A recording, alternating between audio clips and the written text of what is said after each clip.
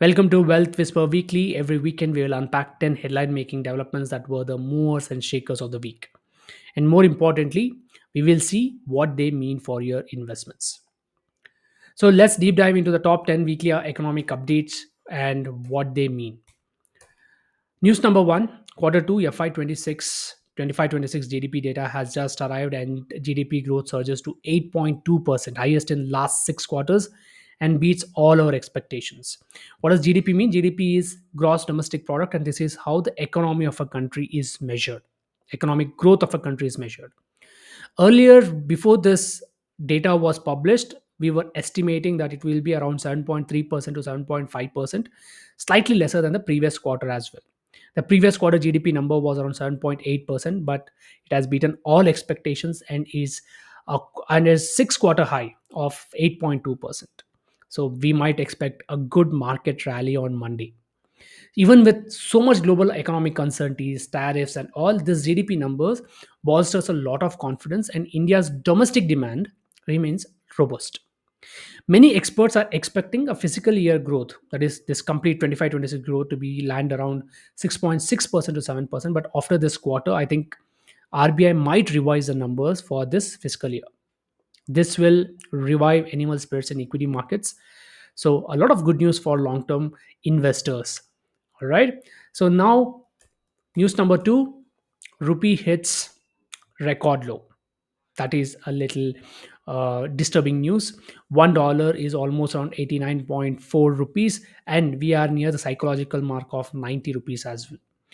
The Indian rupee has sank to record low of about 89.4, and the key triggers are continuing investment outflows from Indian markets. The FIIs and FPIs are pulling out money from the market. There's a widening of trade deficit because of US tariffs. I will explain about the trade deficit later, and lack of aggressive currency defense by RBI. A weaker rupee increases cost for any imported goods like raw materials, electronics, oil, which translates into higher inflation risk over time.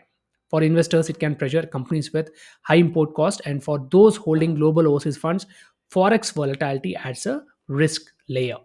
Now, news number three, foreign institutional investors, as I said, they are still selling almost 3,788 crore outflow this November so far. So FIS have sold almost 3,788 crores in November alone, and 2025's cumulative outflow has already crossed 1.43 lakh crore. This outflow pressure tends to dampen investor in sentiment and push down valuations, which can weigh on large cap heavy portfolios. Okay, because uh, because a lot of FIS invest in large cap companies, so this might weigh on large cap heavy portfolios. Now let's see the Sensex Nifty volatility and market mood for the week. On Monday, Nifty opened at 26,120 levels, and currently Nifty is at 26,200 levels. And Sensex opened at 84,900 levels, and currently it is at 85,700 levels. Though on a week basis, markets have not moved much, but Sensex and Nifty saw a lot of volatility this week.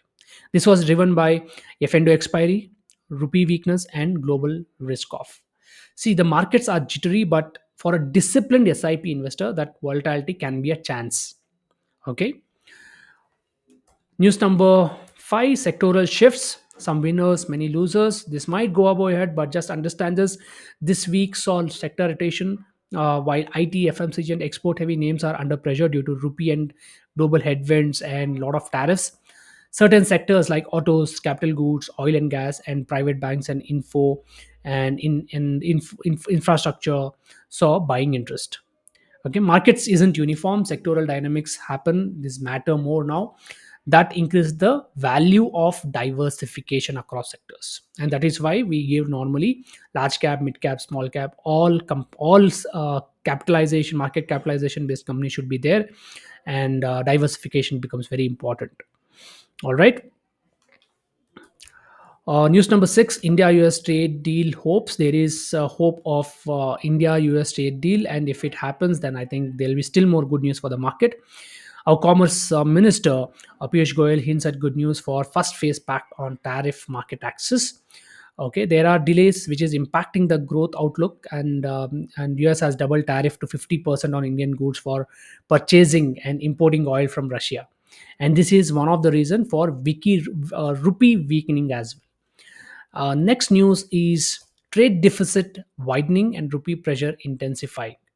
As I said, what is trade deficit? Trade deficit is when we are importing more than exporting.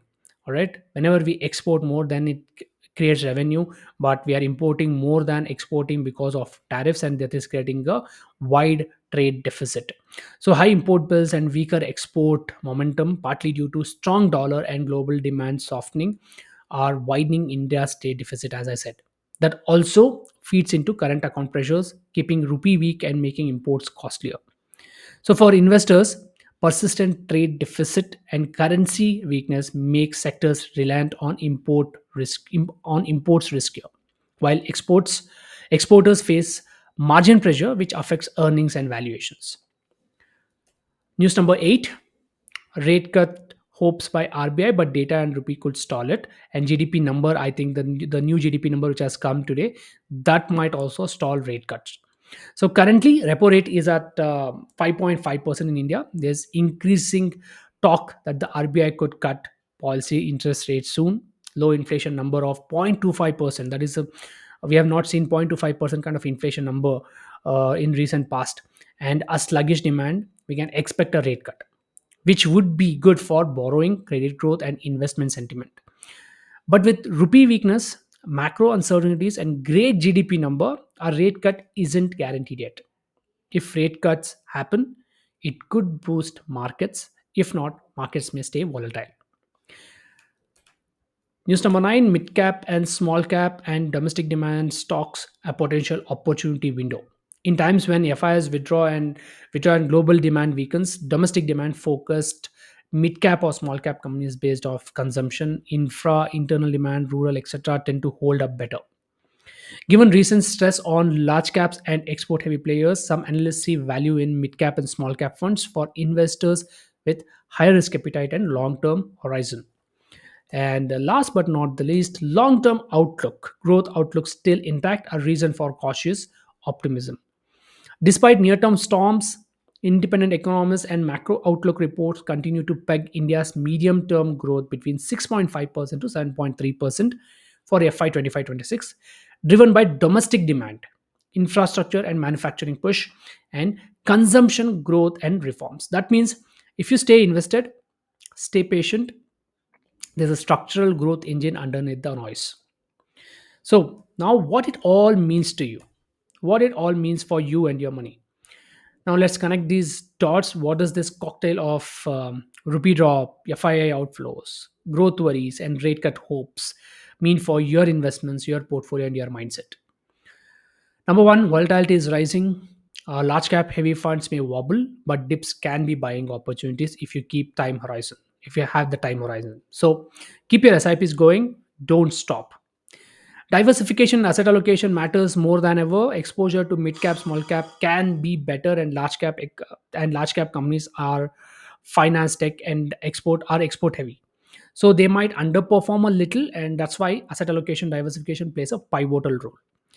And stay alert on currency risks. We are on psychological mark of 90 rupees per dollar. So that is one risk what we are foreseeing. Don't panic. All right, this is very important. Look long term. You look what your financial goals are. So if there's long term, don't worry, don't panic. India's growth engine remains relatively intact. So if you have 5 to 10 years of horizon, consider this as news to keep yourself updated.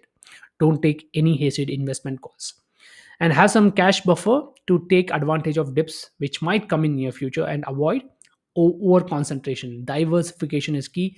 Asset allocation is key. That's it from Weekly Wealth Whisper. Hope this information will keep you updated so that you have confidence in your investments. And share this video with one of your friends who has keen interest towards market, finance, and investments. So, signing off for this week. Thank you for watching.